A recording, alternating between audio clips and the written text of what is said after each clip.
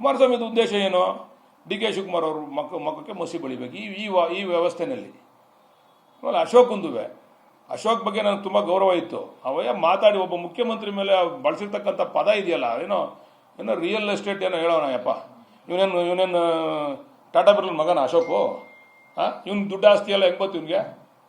ಬರಲಿ ಅಶೋಕ್ ಬಂದು ಪ್ರಮಾಣ ಮಾಡಲಿ, ನಾನು ಪ್ರಾಮಾಣಿಕವಾಗಿ ಸಂಪಾದನೆ ಮಾಡಿರೋ ಆಸ್ತಿ ನಾನು ಯಾವುದೇ ಒಂದು ರೂಪಾಯಿ ಸರ್ಕಾರಿ ದುರುಪಯೋಗ ಪಡಿಸ್ಕೊಂಡು ನಾನು ದುಡ್ಡು ಇಸ್ಕೊಂಡಿಲ್ಲ ಅಂತ ಬಂದು ಪ್ರಮಾಣ ಮಾಡಲಿ ಅಶೋಕು.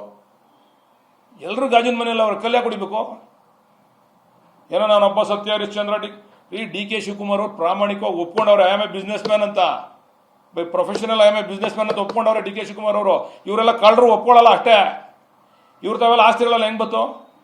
ಈಗ ಕುಮಾರಸ್ವಾಮಿ ತಾವು ಆಸ್ತಿ ಡಿಕ್ಲೇರ್ ಮಾಡೋರಲ್ಲ, ಕುಮಾರಸ್ವಾಮಿ ಹೆಂಡತಿ ಡಿಕ್ಲೇರ್ ಮಾಡೋರಲ್ಲ, ನಿಖಿಲ್ ಕುಮಾರಸ್ವಾಮಿ ಡಿಕ್ಲೇರ್ ಮಾಡೋರಲ್ಲ, ಎಲ್ಲಿಂದ ಬತ್ತು ಆಸ್ತಿ?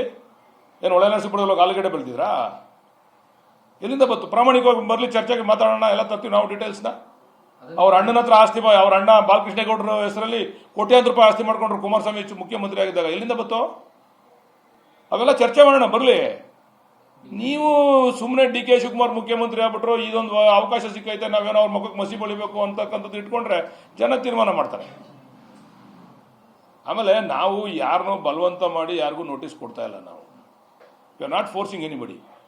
ಜನ ನೋಡಿ, ನೆನ್ನೆ ಕೆಂಪೈನಪಾಳ್ಯದಲ್ಲಿ ಅನ್ನೋ ಗ್ರಾಮದಲ್ಲಿ ನಾವು ನೋಟಿಫೈ ಮಾಡಿದ್ವಲ್ಲ, ಅಲ್ಲೆಲ್ಲ ಜನ ವಾಲಂಟಿಯರಾಗಿ ಬಂದು ಸುಮಾರು 90% ಜನ ತೊಗೊಂಡವ್ರು. ಯಾರೋ ಒಂದು 10% ಜನ ಮಾತ್ರ ರಿಜೆಕ್ಟ್ ಮಾಡೋರು, 90% ಜನ ತೊಗೊಂಡವ್ರೆ. ಅಲ್ಲಿ ನೀವು ಅದಕ್ಕೆ ಒಂದು ಕ್ರಾಸ್ ಚೆಕ್ ಮಾಡಿ, ಅಲ್ಲಿ ನೋಟಿಸ್ ಕೊಟ್ಟಿರೋದ್ರಲ್ಲಿ ಎಷ್ಟು ಜನ ತೊಗೊಂಡವ್ರೆ ಅಂತ ಒಂದು ಕ್ರಾಸ್ ಚೆಕ್ ಮಾಡಿ, ಅದನ್ನ. ಪೂರ ನನ್ನ ಪಂಚಾಯತಿನೇ ಸರ್, 3-4 ಅಲ್ಲ, ಎಲ್ಲ ನಂದೇ. ಒಂದು ಏರಿಯಾ ಮಾತ್ರ ಆರೋಳಿಗೆ ಸೇರ್ತದೆ ಅಷ್ಟೇ, ಎಲ್ಲ ನಂದೇನೆ ಸರ್. ಮೆಜಾರಿಟಿ ರೈತರು ಒಪ್ಕೊಂಡವ್ರೆ ಸರ್, ಅಷ್ಟು ಹೇಳ್ಬೋದು ನಾವು. ಸುಮ್ಮನೆ ಎಲ್ಲಾರನ್ನೂ ನಾವು 90%, 100% ಅಂತ ಹೇಳಲ್ಲ. ಮೆಜಾರಿಟಿ ಆಫ್ ರೈತರು ಒಪ್ಕೊಂಡವ್ರು. ಅವ್ರು ಏನಾಗಿದೆ, ಈ ರೆಡ್ ಝೋನಿಂದ ಆಚೆ ಬರಬೇಕು ಅವ್ರು ಮುಕ್ತವಾಗಿ. ಕುಮಾರಸ್ವಾಮಿ ಏನು ಮಾಡಬೇಕಾಗಿರಲಿಲ್ಲ ರೀ. 2018ರಲ್ಲಿ ರೆಡ್ ಝೋನ್ ರಿಮೂವ್ ಮಾಡಿದ್ರೆ ಸಾಕಾಗಿತ್ತು. ಹೋದಾಗ ಆ ಯಪ್ಪ ಹೇಳಲಿ, ಬಂದು ಚಾಮುಂಡೇಶ್ವರಿ ಮುಂದೆ ರಾಮನಗರದಲ್ಲಿ ಪ್ರಮಾಣ ಮಾಡಲಿ, ನಾನು ಇದು ನನ್ನ ಕನಸಿನ ಕೂಸು, ನಾನು ಇದು ಮಾಡ್ತೀನಿ, ನಾನು ಬಿಡಕ್ಕಾಗಲ್ಲ ಅಂತ ಹೇಳಿಲ್ವಾ? ಹೇಳವ್ರ ಪ್ರಮಾಣ ಮಾಡಲಿ. ಅಜ್ಜಯ್ಯ ನಮ್ಮ ಗುರುಗಳು, ಅಜ್ಜಯ್ ಇಂತ ಹೋಗ್ಬೇಕಾದ್ರೆ ನಾವು ಪ್ರಮಾಣ ಮಾಡ್ತೀವಿ. ನೀನು ಬಂದ್ ಮಾಡ್ತೀಯಾ ಅಜಯ್ ಇಂತಕ್ಕೆ? ಚಾಮುಂಡೇಶ್ವರಿ ಮುಂದೆ ನಾನು 2018ರಲ್ಲಿ ನಾನು ಬಿಡಕ್ಕೆ ಒಪ್ಕೊಂಡಿದ್ದೆ ರೈತರು ಬಂದು ಕೇಳಿದಾಗ ಅಂತ ಪ್ರಮಾಣ ಮಾಡಲಿ. ಅವತ್ತು ನೀವು ರಿಜೆಕ್ಟ್ ಮಾಡ್ತೀರಾ. ನೀವು ಮಾಡಿದ್ರೆ ರೈತರ ಪರ, ನಾವು ಮಾಡಿದ್ರೆ ರಿಯಲ್ ಎಸ್ಟೇಟ್ ದಲ್ಲಾಳಿಗಳು. ನೀವು ಮಾಡಿದ್ರೆ ನೀವು ರೈತರ ಪರ. ನೀವು ಕೂತ್ಕೊಂಡು ನೀನು ಕೇಂದ್ರ ಮಂತ್ರಿ ಆದ್ಮೇಲೆ ನೀವು ಹೇಳಿದ್ದೀರಾ, ವಿಡಿಯೋ ಇದೆ ನಮ್ಮ ಹತ್ರ, ತೋರಿಸಿ. ವಿಡಿಯೋ ಐತಲ್ವೇನೋ, ತೋರಿಸೋದನ್ನ ವಿಡಿಯೋನ ತೋರಿಸಲಿ. ನಾನು 40% ನಮ್ಮ ಹೆಣ್ಮಕ್ಳಿಗೆ ತೊಂದರೆ ಆಗಬಾರ್ದು ಅಂತ 40% ಕೊಡೋದಕ್ಕೆ ನಾನು ಒಪ್ಕೊಂಡಿದ್ದೆ ಅಂತ ನೀವು ಹೇಳಿದ್ರೆ, ವಿಡಿಯೋ ತೆಗೆಯಲಿ. ಯಾವಾಗ ಹೇಳಿದ್ದೀರಾ ನೀವು? ಕೇಂದ್ರ ಮಂತ್ರಿ ಆದ್ಮೇಲೆ. ನೀವು ಏನೋ ನೀವೇ ರೈತರ ಪರ, ನಾವೆಲ್ಲ ಕಳ್ಳರು ಅನ್ನೋದು ತೋರ್ಸೋದು ಬೇಡ, ಬಿಂಬಿಸೋದು ಬೇಡ. ಆಮೇಲೆ ಹೋರಾಟ ಮಾಡಿ, ನೀವು ಹೋರಾಟ ಮಾಡೋದ್ರಲ್ಲಿ ನಮ್ದೇನು ತಕರಾರಿಲ್ಲ. ಆದರೆ ಯಾರು ಈ ಒಂದು ಸಮಸ್ಯೆಗೆ ಪ್ರಮುಖ ಕಾರಣಕರ್ತರು ಅವರೇ ಹೋರಾಟ ಮಾಡೋದು ಹಾಸ್ಯಾಸ್ಪದ. ಯಾರು ಈ ಸಮಸ್ಯೆನ ಹುಟ್ಟಾಕಿದ್ರಲ್ರಿ, ಹುಟ್ಟಾಕ್ತವ್ರೆ ಹೋರಾಟ ಮಾಡ್ತಾರೆ ಅಂತಂದ್ರೆ ಹಾಸ್ಯಾಸ್ಪದ. ಅದು ನಗೆ ಪಾಟ್ಲೋದು. ಅಂದ್ರೆ ಎಲ್ಲ ಒಂದ್ ಕಡೆ ವೆಂಚನ್ಸ್. ನಾವು ಡಿ ಕೆ ಶಿವಕುಮಾರ್ ಅವ್ರ ಮುಖಕ್ಕೆ ಮಸಿ ಬೆಳಿಬೇಕು, ಡಿ ಕೆ ಶಿವಕುಮಾರ್ ಅವ್ರ ಪಾಪ್ಯುಲಾರಿಟಿ ಕಡಿಮೆ ಮಾಡ್ಬೇಕು. ಈಗ ಅಶೋಕ್ ಈಗ ಎದ್ಬಿಟ್ಟವ್ರ ಪಾಪ, ಅವತ್ತಿನ ಸುಮ್ಮನೆ ಇದ್ರು, ಅವರು ಈಗ ಎದ್ಬಿಟ್ಟವ್ರ ಅಣ್ಣವರು.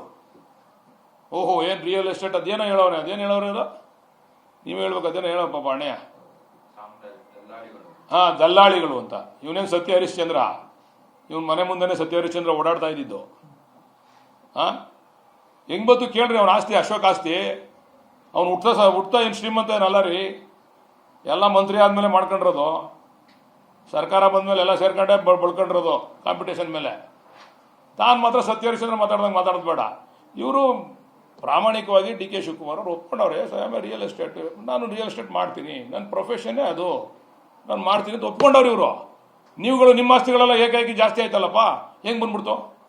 ಅನಿತಾ ಕುಮಾರಸ್ವಾಮಿ ಅವ್ರು ತಗೊಂಡವ್ರಲ್ಲ ಅಲ್ಲ 60 ಎಕರೆ, ಹೆಂಗೆ ತಗೊಂಡ್ರು ಕೇಳಿ? ಅನಿತಾ ಕುಮಾರಸ್ವಾಮಿ ಅವ್ರ ಹೆಸರಿನಲ್ಲಿ 60 ಎಕರೆ ಜಾಗ ಐತೆ. ನಿಖಿಲ್ ಕುಮಾರಸ್ವಾಮಿ ಅಲ್ಲೇ ಸೇಮ್ ಅಕ್ವೈರ್ಡ್ ಲ್ಯಾಂಡಲ್ಲಿ ಇವತ್ತೇನು ಅಕ್ವಿಷನ್ ಆಗಿದೆಯಲ್ಲ, ಹೆಂಗೆ ಬತ್ತು ಕೇಳಿ? ಅದು ಕೇಳ್ರಿ. ಆಲೂಗೆಡ್ಡೆ ಮಾರಿ ಏನಾರು ಅದು ಬಂದು ತಗೊಂಡ್ರ ಇಲ್ಲಿ? ಹೆಂಗೆ ಬತ್ತು ದುಡ್ಡು? ಅದು ಎಲ್ಲಿಂದ ಬತ್ತು ದುಡ್ಡು?